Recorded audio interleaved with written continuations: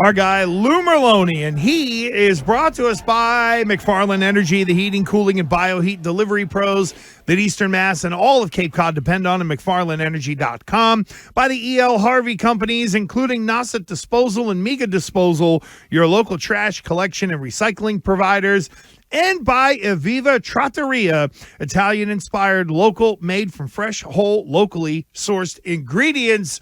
Lou Merloni, good afternoon. It's Gresh and Hopalong. How are you? I'm okay, boys. I'll say this. Finally, the stress, the confusion of this winter off season's got the best of me. A little bit under the weather, but I'm here. No. Gresh, I don't need you to pick me up and drive me around town like your partner there. That's I know, right? That's one thing Lou never did. Yeah. Because Lou Coming is up from normal. Rhode Island. No, Lou's the other way. Yeah, exactly. Lou really would have had to go out of his way to pick me up. He literally passes my exit, and then he doesn't mean stop. He makes me kind of get my little scooter going, and then I just basically hop in the car like I was trying to jump on a train. Well, and Lou, that's because Kim pushed him out in about 8 seconds. I believe it. Yeah. You're going to drive everywhere now for a couple of weeks. I know. Oh, it yeah. sucks. I tell you what, Lou. You couldn't do it to your left? No, I Yeah. mean probably in a couple years. How Okay. about that? I'll Yeah. promise you that. I don't want you to When get he down. gets rear-ended again. Yeah, I don't want you to get down in the dumps, Lou. I want to pick you up. I want to somehow Oh, boy. paint a good picture. All right. Just like the Lord, I'm Yeah. going to pick you up. And here's what I would say, and I'm curious your thoughts on this. Go ahead. God. A lot of people talking about the Last Dance in different ways and shapes and forms, and Yep. Cora running around with no contract. Yeah. No contract. The best thing for the Boston Red Sox is that this dude is basically doing his own version of The Last Dance. Yeah. And, in my opinion, yeah, it is. It's his last year here. The bottom line is that he doesn't have a contract. I heard him talking the other day in that first time, talking about where he's in a good place physically, mentally, how it wore him down. Then I heard something that you kind of hear from Francona years ago, and he actually shortened it. He started talking about spending 5 years in one city. It almost sounded like 5 years and it's time to move on. And it all just adds up. I don't know. Well, he doesn't have a contract.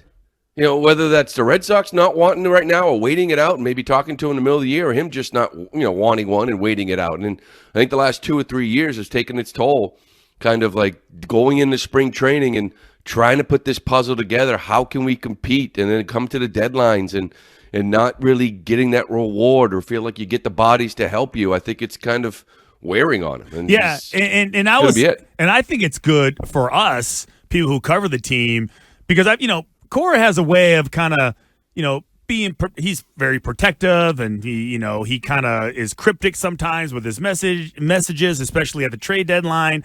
A guy that has nothing to lose and doesn't have a contract. I feel like you're going to get unfiltered Cora. You'll hear maybe we get to hear exactly how he feels about the situation, about ownership, about Breslow doing something or not doing something.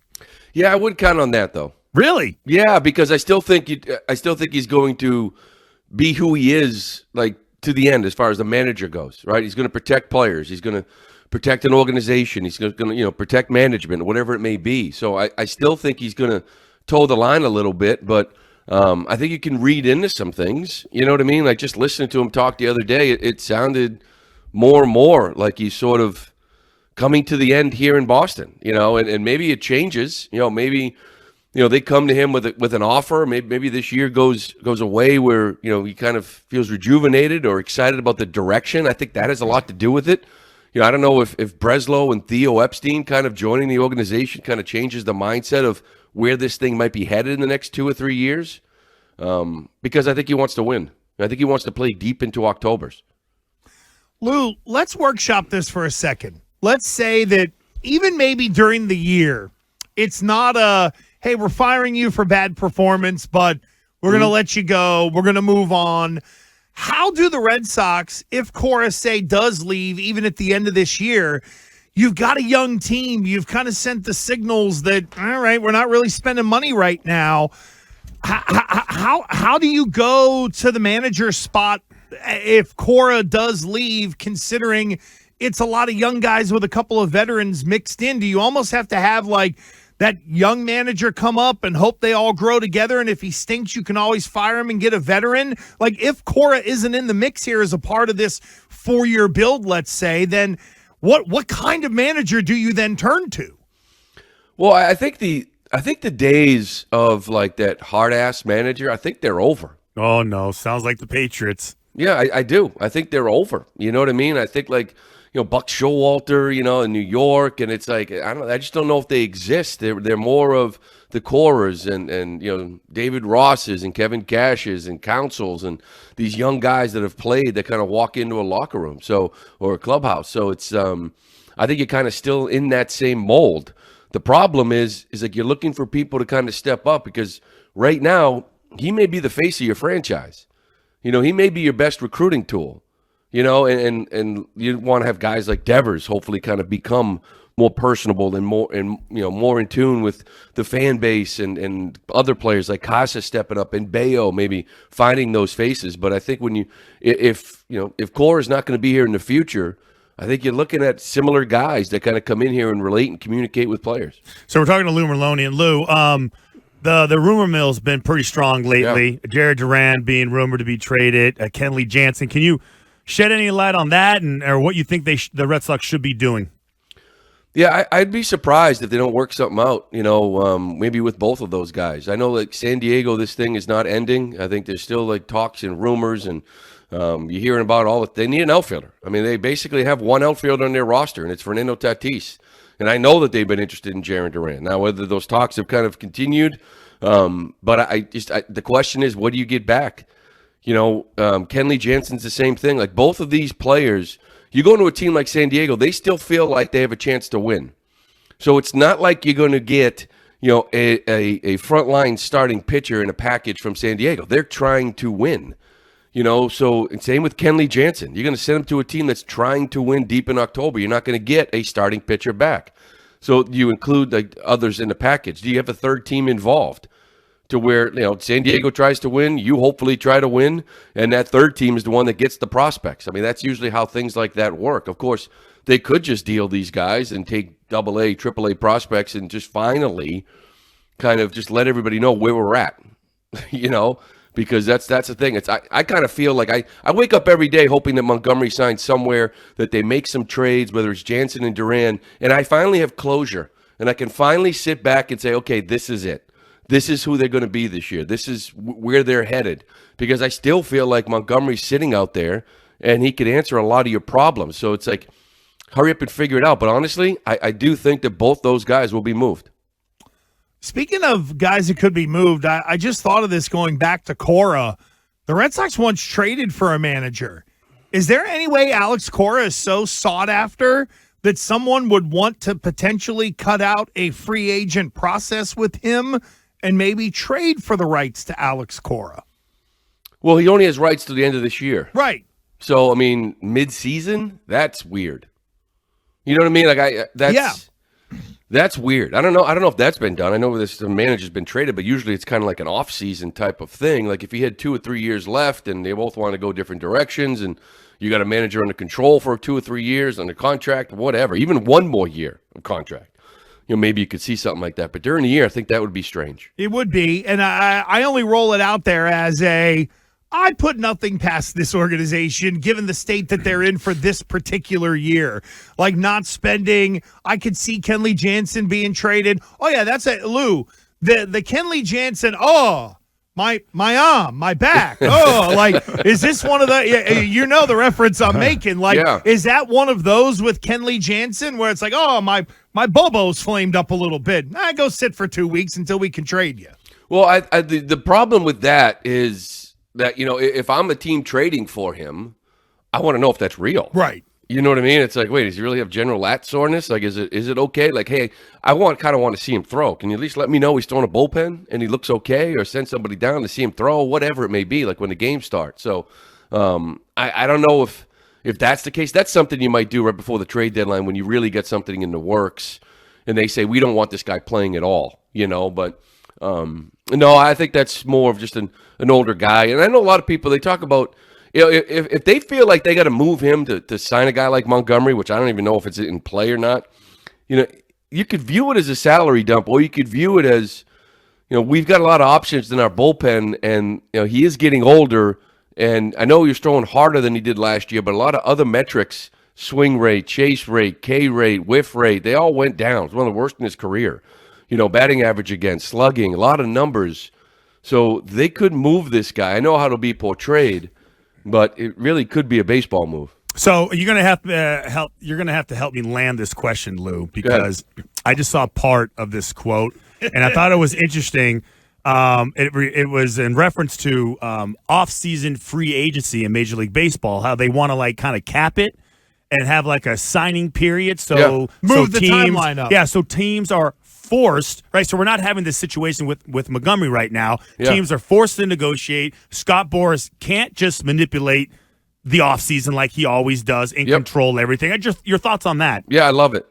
And I don't know if guys like Boras will bitch about it, because the longer we wait, the more we can make, although that may not be true with a couple of his arms right now. But, and I've heard a lot of rumors say, December 15th, is anything more than 4-year contracts have to be done before December 15th. If you don't, you only get a 3 or 4 year deal type of thing. You know what I mean? So you try to get the big guys, off the market by a certain date. And if you wait and it goes past that, we get to midnight on December 15th and you're looking for 7 years at $200 million and you don't get it, you already know, based on this, the rules, that you can only get a 4-year deal. So it's up to you.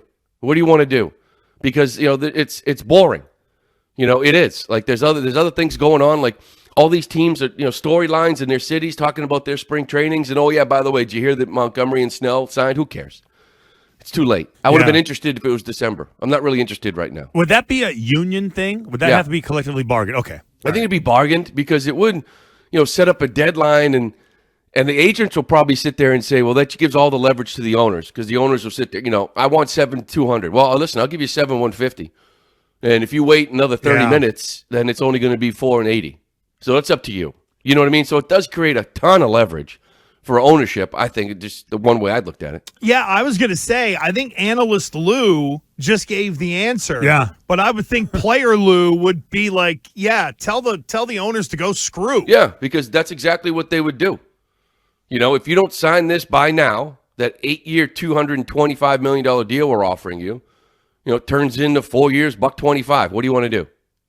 Yeah, and it would be a standstill. And again, this is so it's not a perfect situation. They got to talk it out, but something similar like that just to get it going. Well, and this is also years of Donald Fear just clubbing Major League Baseball's commissioner into having everything weighted towards the players, where this feels like it's and Lou, I get the sense that from Rob Manfred, who, by the way, announced he's retiring in 5 years, we can chuckle at that, but it's the whole, we got to try to find a way to put the toothpaste back in the tube, and, it's almost like you're like, hey, wait a minute, you guys didn't think of this when you were negotiating 30 years ago with Don Fear? Mm-hmm. It's almost like, now they want to go backwards and not really give anything up, but we just want to go backwards, and I think you nailed it perfectly. But let me ask you about Rob Manfred getting ready to walk away. I know there are a lot of people who are like, boy, maybe Theo goes in that role. Yeah. Good Lord. It's a 5-year announcement on a retirement. Who's this guy, Kareem?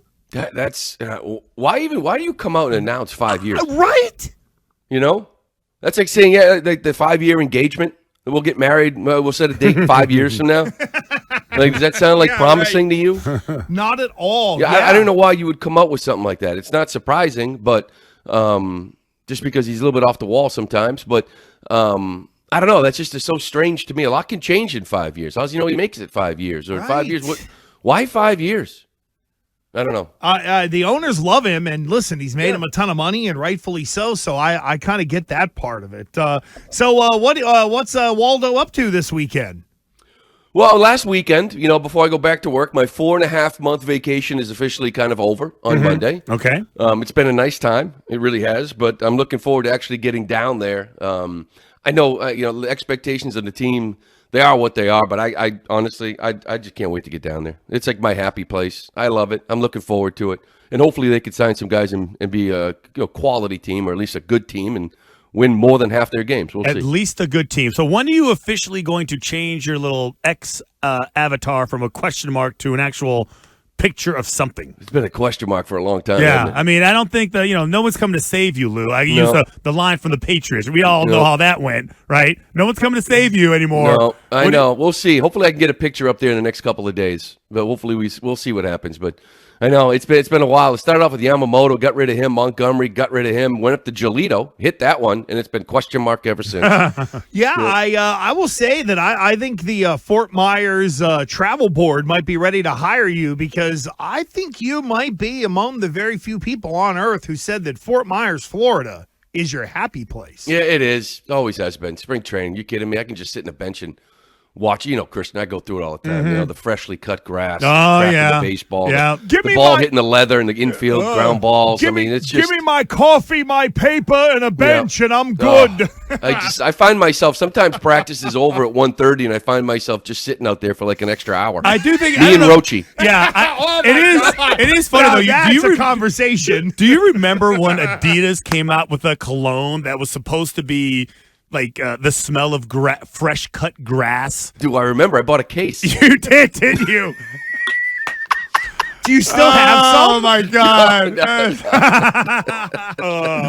So now we know what Lou gave for Christmas gifts one year. Everybody, wow, geez, everybody in the building got a cologne of Adidas. Mama didn't like it, didn't appreciate it. Wow, this smells like Bermuda, southern version. That only smells like money. Hey Lou, thanks, buddy. We appreciate it, and we will catch you next week from the Fort. Right? That's right before the Northeastern game. Games will be starting Friday. There we go, Lou. Thanks, buddy. Travel safe. All right, hope they win. Thanks, buddy. Bye, guys. There it is. The great Lou Merloni, the voice of baseball here in Boston. And he is with us each and every Friday here on Gresh and Fourier